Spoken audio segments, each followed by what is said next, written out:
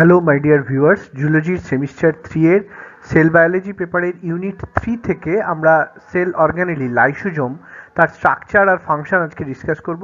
লাইসোজোমস are believe to be formed by the joint activity of endoplasmic reticulum, endosomes and Golgi complex, অর্থাৎ GERL system. তাহলে লাইসোজোমটা তৈরি হয় endoplasmic reticulum, এন্ডোজোম এবং Golgi কমপ্লেক্সের joint অ্যাক্টিভিটির মাধ্যমে।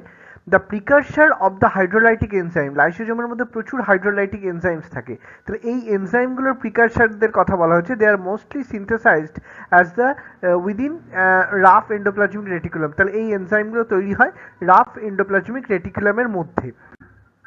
Lysosomes was discovered by a Belgian scientist Christian D. Duve in 1955 through subcellular fractionation technique. Subcellular fractionation টেকনিকের মাধ্যমে প্রথম একজন Belgian scientist Christian de Duve 1955 lysosome discover করলেন।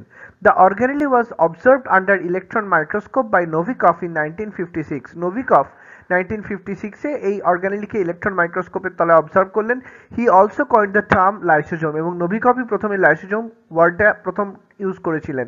লাইসোজোমস occur in all animal cells with the exception of red blood corpuscles. Red blood corpuscle ছাড়া প্রায় সমস্ত ধরনের animal সেলের মধ্যে লাইসোজোম থাকে। In animal cells lysosomes are abundant in leucocytes. Animal সেলের মধ্যে লাইসোজোম অনেক বেশি দেখতে পাওয়া যায় লিউকোসাইট অর্থাৎ WBC, macrophage, Kupffer cells and similar cells with phagocytic activity. In plants and fungi their function is taken over by vacuoles. Plant এবং ফাঙ্গাসের ক্ষেত্রে লাইসোজোম থাকে না, তো সেখানে তাদের কাজটা ভ্যাকিউলস করে ফেলে। লাইসোজোমস আর স্মল গ্লোবিউলার আর গ্রানুলার ভেসিকলস। লাইসোজোম হচ্ছে ছোট গ্লোবিউলার বা গ্রানুলার একটা ভেসিকলস, যার ডায়ামিটার হচ্ছে 0.2 to 0.5 micrometer, with no defined shape, এর কোনো নির্দিষ্ট শেপ নেই। And it is enclosed by single membrane, এটা একটা সিঙ্গেল মেমব্রেন দিয়ে বাউন্ডেড থাকে। They contain hydrolytic enzymes are acid hydrolase like acid phosphatase, protease, lipase and nuclease. তাহলে এদের মধ্যে হাইড্রোলাইটিক এনজাইম থাকে যেগুলোকে অ্যাসিড হাইড্রোলেজও বলা হয়, যাদের পিএইচটা হচ্ছে অ্যাসিডিক পিএইচে তারা কাজ করে, like acid phosphatase, protease, lipase and nucleases, which function optimally at an acidic pH of 4 to 5. এরা অ্যাসিডিক পিএইচে অর্থাৎ 4 to 5 পিএইচে এরা কাজ করতে পারে। This enzymes are compartmentalized to prevent damage to cellular compartments. এই এনজাইমগুলো কম্পার্টমেন্টালাইজড হয়ে যায় এবং সেলুলার কম্পোনেন্টের ড্যামেজ থেকে এটা প্রোটেক্ট করে with acidity maintain by proton pump, এবং এই অ্যাসিডিটা মেনটেন হয় প্রোটন পাম্পের মাধ্যমে। Lysosomes is also known as suicidal bags because they contain digestive enzymes, that is acid hydrolases, which is enclosed by a thin membrane. If the membrane ruptures, then the enzymes can cause cell lysis. Substance called labilizers destabilise the membrane. কিছু substance আছে যাদেরকে লেবিলাইজার বলা হয়, তারা এই মেমব্রেনটাকে destabilise করে দেয়, while স্টেবিলাইজার্স protect ইট। হ্যাঁ, এবং স্টেবিলাইজারগুলো একে প্রোটেক্ট করে, preventing uncontrol digestion and autolysis, যেটা আনকন্ট্রোল ডাইজেশন এবং অটোলাইসিসকে প্রিভেন্ট করবে।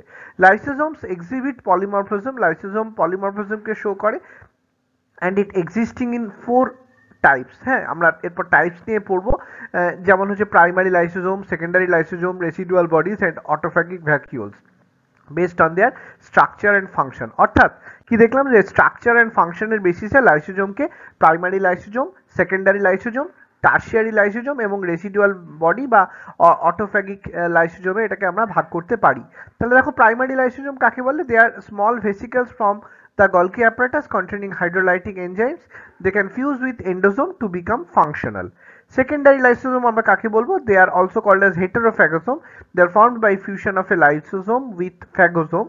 The digestion occurs and nutrients are absorbed into the cytoplasm, the leaving undigested materials behind. Residual bodies, the lysosomes containing indigestible material, তাকে আমরা residual bodies বলবো। দে আর expelled ভায়া exocytosis আর মে accumulate, এরা এক্সোসাইটোসিসের মাধ্যমে বেরিয়ে যেতে পারে বা অ্যাকিউমুলেট করতে পারে। দে কজিং স্টোরেজ ডিজিজ, এরা স্টোরেজ ডিজিজ ঘটায়, যেমন টেসাক্স ডিজিজ মানে বা পম্পি ডিজিজ আর এজিং।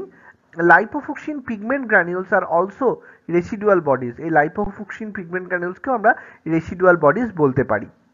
আচ্ছা, এরপর আমরা দেখবো আর অন্যান্য টাইপের লাইসোজোম কি হতে পারে, যেমন autophagic vacuoles. They are formed by the fusion of primary lysosome. Primary lysosome যখন ফিউজ করে অ্যারাউন্ড ডিজেনারেটেড অর্গানেলির সঙ্গে যখন ফিউজ করে যায় তখন একটা অটোফ্যাগিক ভ্যাকিউলস তৈরি করে which is enclosed by membrane from the endoplasmic reticulum, যেটা এন্ডোপ্লাজমিক রেটিকুলাম থেকে একটা মেমব্রেন দিয়ে এনক্লোজ থাকছে। This vacuoles digest cell debris. তাহলে এই ভ্যাকিউলগুলো সেল ডেব্রিজকে ডাইজেস্ট করে, যে প্রসেসটাকে বলা হয় অটোফ্যাজি। এটা নিউট্রিয়েন্টকে রিসাইকেল করে and remove worn out organelles আর ডিজিজড সেল। এরা ওর্ন আউট অর্গানেলি বা ডিজিজ সেলকে সেল থেকে বার করে দেয়, রিমুভ করে দেয়। দে প্রোভাইড নারিশমেন্ট ডিউরিং স্টারভেশনের সময় এরা নারিশমেন্ট প্রোভাইড করে অ্যান্ড রিজলভ ইন্টারনাল অবস্ট্রাকশন, এবং ইন্টারনাল অবস্ট্রাকশনকে এরা রিজলভ করে।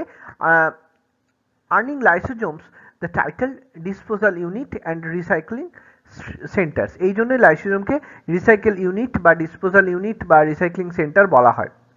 এবার আমরা আসি autolysis.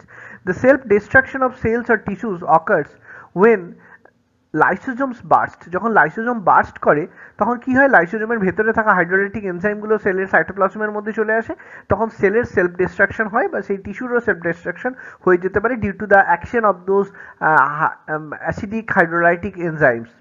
This process removes dead or diseased cell and facilitate changes like disappearance of larval organs during metamorphosis. তাহলে এই যে প্রসেসটা, অটোলাইসিসের যে প্রসেস, এটা কোনো ডেড বা ডিজিজড সেলকে রিমুভ করে যেমন বডি থেকে, and it also facilitate changes like the disappearance of larval organs during metamorphosis. আমরা দেখেছি লেপিডপ্টেরার মেটামরফোসিস, আমরা ফ্রগের মেটামরফোসিস দেখেছি, তার সময় আমরা দেখেছি অনেক অর্গান স্কিনের রিমুভাল হয় বা টেলের রিমুভাল হয় ফ্রগের ক্ষেত্রে। তো সেই যে disappearance of the larval organs, এটা কিন্তু হয়ে থাকে এই অটোলাইসিসের মধ্যে দিয়েই। এবার আমরা দেখব লাইসোজোমের functions. Lysosomes play a vital role in intracellular and extracellular digestion. Lysosome intracellular এবং এক্সট্রাসেলুলার ডাইজেশনে একটা ইম্পর্টেন্ট রোল প্লে করে। Body defence by destroying pathogen, এটা সেল ওয়ারিয়ারও বলা হয় কারণ এটা বডি ডিফেন্স প্রোভাইড করে, প্যাথোজেনকে ডিস্ট্রয় করে। অ্যান্ড অটোফ্যাজিতে একটা রোল আছে, and it helps in the breakdowns of worn out organelle বা ড্যামেজড অর্গানেলিগুলোকে ব্রেকডাউন করতে এটা হেল্প করে। এমব্রায়োনিক স্ট্রাকচারস ডিউরিং মেটামরফোসিস, সেটাকে এরা ব্রেকডাউন করে। এজেড সেলকে এরা রিমুভ করে দেয়। দে মোবিলাইজ রিজার্ভস ডিউরিং স্টারভেশনের সময় এরা যে সমস্ত তোমার রিজার্ভ ফুড পার্টিকেলস থাকে সেগুলোকে রিমুভ করে দেয়, মোবিলাইজ করে। And support processes like sperm penetration আর স্পার্ম পেনিট্রেশন বা স্পার্ম লাইসিনের মতন প্রসেসকে এটা সাপোর্ট করে। থাইরক্সিন ফর্মেশনে হেল্প করে অ্যান্ড বোন রিমডেলিংয়ে হেল্প করে, যে প্রসেসটাকে আমরা বলবো osteogenesis. And they also assist in cell division প্রসেসেরা হেল্প করতে পারে। Lysosomes also scavenge cellular debris. Lysosome cellular ডেব্রিজের স্ক্যাভেঞ্জ করতে এটা হেল্প করে। রিমুভ কার্সিনোজেন, এরা কার্সিনোজেনকে রিমুভ করে দেয়। অ্যান্ড ম্যানেজ জেনেটিক মেটেরিয়ালকে এরা ম্যানেজ করে। Through malfunctions they can lead to storage disease, এবং এই লাইসোজোমের যদি কোনো ম্যালফাংশন হয় এর ফলে স্টোরেজ ডিজিজ হতে পারে। মিউটেশনস আর conditions like lung fibrosis, mutation বা লাং ফাইব্রোসিসের মতন কন্ডিশন তৈরি হতে পারে। Their diverse functions highlight their role as recycling centre or suicidal bag or defence unit of the cell. তাহলে এদের এই যে বৈচিত্র্যময় কাজ, তার জন্য এদেরকে সেলের রিসাইক্লিং সেন্টার বা ডিফেন্স ইউনিট বা suicidal bag of the cell বলা হয়। তাহলে আমরা লাইসোজোমের স্ট্রাকচার, টাইপস এবং ফাংশন পড়লাম। লাইসোজোম আমাদের কমপ্লিট হলো। যদি কোনো কনফিউশন থাকে তোমরা অবশ্যই আমাকে জিজ্ঞেস করবে।